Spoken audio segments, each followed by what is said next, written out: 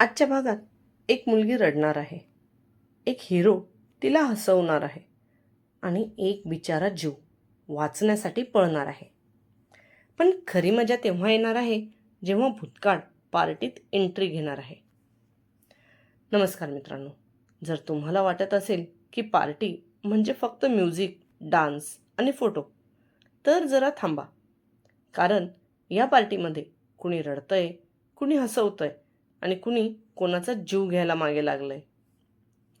स्वागत आहे तुमचं दिलकशीच्या या भन्नाट, खोडकर आणि थोड्याशा इमोशनल भागात. चला तर मग सुरुवात करूया. दिलकशी भाग 78.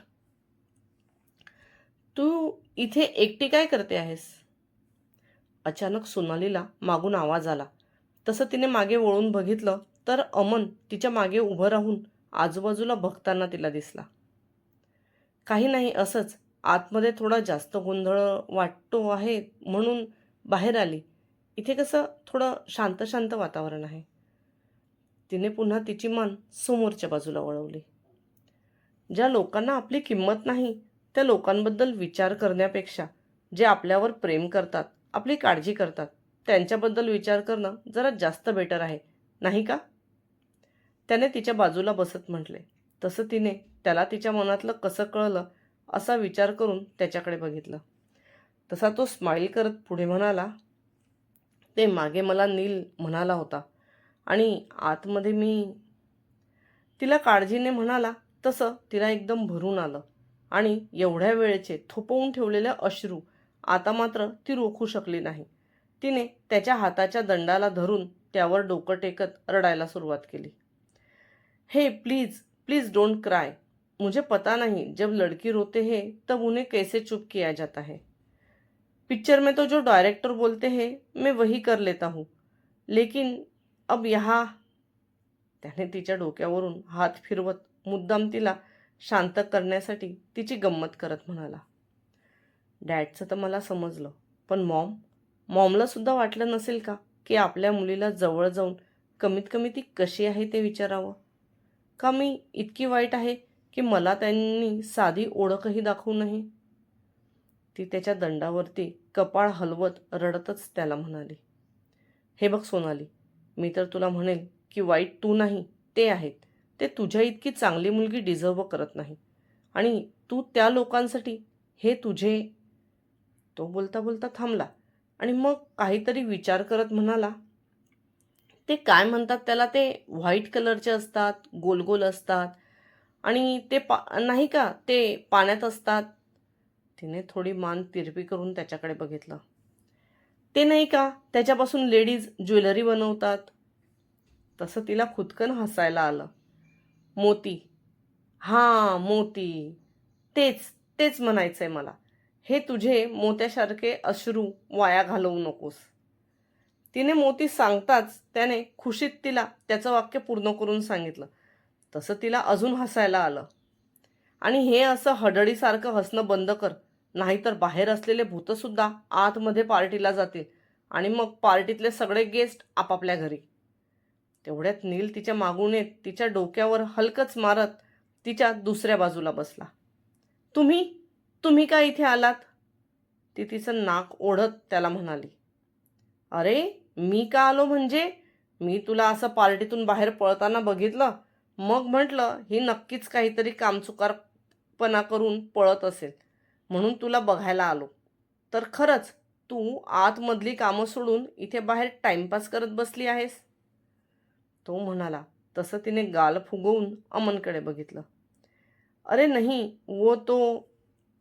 अमन नीलला काही म्हणेल त्याआधीच नीलने त्याची मान बेंचच्या मागच्या बाजूने अमनकडे थोडी पुढे करत तिला दिसणार नाही असा त्याला डोळा मारला. काय ग, तुला सांगितलं होतं ना आज कनकसोबत राहायचं म्हणून, तिला बिलकुल एकटं सोडायचं नाही. नील थोडा बॉसी टोनमध्ये म्हणाला. मी तिच्या सोबतच होते, तेवढ्यात मला हे भेटले. तिने पण त्याला तोऱ्यात उत्तर दिलं. मी भेटलो म्हणजे? माझ्यामुळे तू तिच्या सोबत नाही आहेस असं म्हणायचंय का तुला? अमन तिच्याकडे बघून आश्चर्याने म्हणाला. तसं ती आता काय उत्तर द्यावं तो विचार करू लागली. तू नुसती आळशी होऊन गेली आहेस. तुला तर उद्या ऑफिसमध्ये बघतो. ही जी काही संपूर्ण पार्टी आहे ना, त्या पार्टीचं PPT बनवून उद्या मला सबमिट करायचं, ते सुद्धा सकाळी ऑफिस उघडल्या उघडल्या. नील म्हणाला. तशी ती रागारागात उभी राहिली आणि तिने तिच्या दोन्ही हाताने त्याचा गळा दाबायला सुरुवात केली. PPT पाहिजे? थांबा, देते तुम्हाला.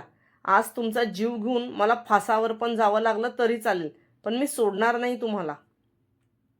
ती रागात त्याचा जोरात गळा दाबू लागली. तसा अमन तिला मागे ओढू लागला. वेडी झालीस का? मी मेलो बिलो असतो तर? अमनने तिच्या हातातून त्याचा गळा सोडवला. तसा नील खोकलत तिच्यावर चिडला. बरं झालं असतं, कमीत कमी माझ्या मागचे कामं तर संपले असते. एवढ्या चांगल्या पार्टीमध्ये एन्जॉय करायचं सोडून इथे आले मला त्रास द्यायला. ती अमनला थोडा मागे धक्का देत पुन्हा त्याच्या अंगावर धावून जाण्याचा प्रयत्न करत होती आणि अमन तिला मागे त्याच्या हाताने धरून ओढण्याचा प्रयत्न करत होता. अगं ए हडळ, काम सांगितलं म्हणून काही जीव घेणार का या गरीब माणसाचा? माझा नाही तर कमीत कमी माझ्या मुलांचा तर विचार करायचा होता, तो म्हणाला. तसं तिने वैतागून पुन्हा एकदा अमनकडे बघितलं तर अमन आश्चर्याने त्याच्याकडे बघत होता. कोणती मुलं? लग्न कधी झालं तुमचं? आणि तुमची मुलं इतक्या दिवस कोणत्या लोणच्याच्या बरणीत लपवून ठेवले होते? ती त्याच्यावर चांगलीच उखडली. हां, झालं नाही तर काय झालं? होईल ना माझं लग्न कधी ना कधी. आणि लग्न झाले की मुलं होतातच. म्हणून म्हटलं माझ्या त्या होणाऱ्या बायकोच्या होणाऱ्या मुलाबाळांचा विचार करायचा होता, तो म्हणाला. तसं तिला खालचा दगड उचलून त्याच्या डोक्यात घालावासा वाटला. थांबा, तुमच्याच बायकोचा विचार करते आता, आणि तो विचार करून तिला तुमच्याशी लग्न करण्यापासूनच सुटका देते. तिने अमनच्या हाताला झटका दिला आणि खालचा दगड उचलून त्याच्या मागे पळू लागली. तसा तो पण पुढे पळत तिला बडबडू लागला. ए बाई, तुला का खरंच वेड्याचे झटके येतात का? हे लागेल तो दगड. दगड आहे तो, फेक खाली. वेडी वेडी झालीस की काय? तो पुढे पळत होता, ती त्याच्या मागे. असं करत करत तो पुन्हा पार्टी ठिकाणी पळत गेला आणि ती त्याच्या मागे. त्या दोघांच्या मागून अमन सुद्धा त्याचे हात खिशात टाकून मान नकारात हलवत चालत पार्टीत पोहोचला. काय ग, कुठे होतीस इतका वेळ? आणि तू अशी पळते का आहेस? काय झालं? काही प्रॉब्लेम आहे का? पळत येणारी सोनाली कनकला धडकली. तसं कनकने तिला व्यवस्थित उभं करत काळजीने विचारलं. तसं तिने रागारागात कनकच्या दुसऱ्या बाजूला पळणाऱ्या नीलकडे बघितलं तर तो आता तिला लहान मुलासारख्या वाकोल्या दाखवत तिथून गायब झाला. काही नाही, ते सोड. अगं, अजून किती वेळ लागेल इथे? नाही म्हणजे आता बराच उशीर झाला आहे ना. सोनालीने हातातला दगड खाली फेकला आणि तिचे दोन्ही हात झटकत पुन्हा एक चेहऱ्यावर स्माईल ठेवून आजूबाजूला बघत कनकला प्रश्न केला. तसं तर आता सर्व आवरलंच आहे, आपण निघालो तरी चालेल. तसं मी एकदा ध्रुवसोबत बोलून घेते, मग आपण निघू. कनकने सुद्धा तिची मान आजूबाजूला फिरवली आणि मोबाईल हातात घेत ध्रुवला फोन लावणारच होती की तिच्या कानावर आवाज पडला. हाय कनू, किती दिवस झाले, तुला बघितलं नव्हतं. आवाज ओळखीचा वाटला. तसा कनकने मान वर करून बघितलं आणि आता कनकच्या डोळ्यातले भाव थोडे बदलले. किती बदललीस ग तू? पैशाचं तेज तुझ्या चेहऱ्यावर उठून दिसतं आहे. ओ मॅडम, कोण तुम्ही? आणि तुम्हाला तिच्याशी या भाषेत बोलण्याचा अधिकार कोणी दिला? तुम्हाला आठवत नसेल तर मी आठवण करून देते की ही पार्टी तिच्यासाठीच ठेवली आहे, समोरची व्यक्ती म्हणाली. त्यावर कनक काहीही उत्तर देत नाही बघून सोनालीच्या डोक्यात तिडीक गेली.